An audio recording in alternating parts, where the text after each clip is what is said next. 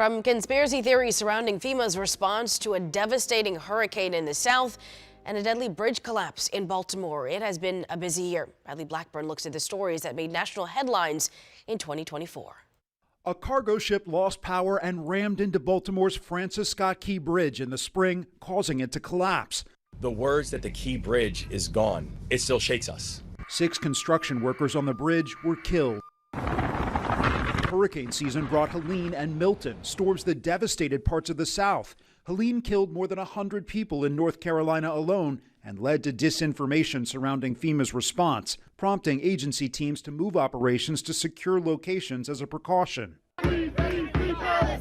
Protests over the Israel-Hamas war escalated on college campuses. Police clashed with demonstrators across the country while clearing out encampments. Some universities had their commencement ceremonies disrupted, while others canceled their main graduation altogether. The man accused of murdering Georgia nursing student Laken Riley was found guilty in November. Venezuelan migrant Jose Ibarra, who entered the U.S. illegally, was sentenced to life in prison without the possibility of parole. In December, a gunman killed United Healthcare CEO Brian Thompson in front of a Midtown Manhattan hotel. It appears the suspect was lying in wait for several minutes. The 5-day manhunt ended at a Pennsylvania McDonald's, where police arrested a 26-year-old Ivy League graduate. 2024 marked the first time parents in the U.S. were held criminally responsible for a school shooting.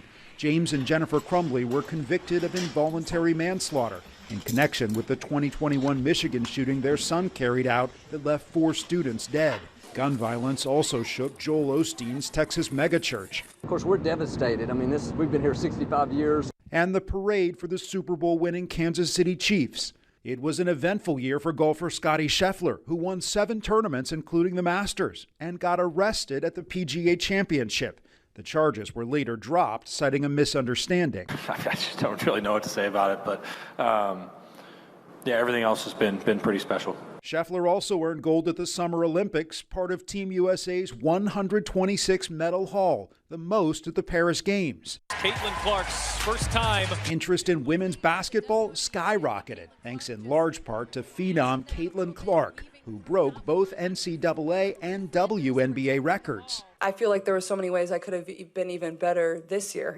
LA Dodgers superstar Shohei Ohtani became the first player to hit 50 home runs and steal 50 bases in a single season. His team went on to win the World Series. August saw the emotional family reunions of 3 Americans who had been wrongfully detained in Russia, including Marine veteran Paul Whelan and Wall Street Journal reporter Evan Gershkovich. They returned to U.S. soil following an historic prisoner swap. I just say thank you to everybody. Thank you for all your prayers, your good wishes. Boeing launched 2 NASA astronauts into space for the first time with its Starliner spacecraft, but problems plagued the planned 8-day mission, leaving the astronauts stranded on the International Space Station. We all just went by each other. Mysterious drone sightings across multiple states had Americans on edge. And finally, millions of Americans witnessed a celestial marvel, a solar eclipse where the moon blocks out the sun. It won't happen again in the continental U.S. until 2044. Bradley Blackburn, CBS News.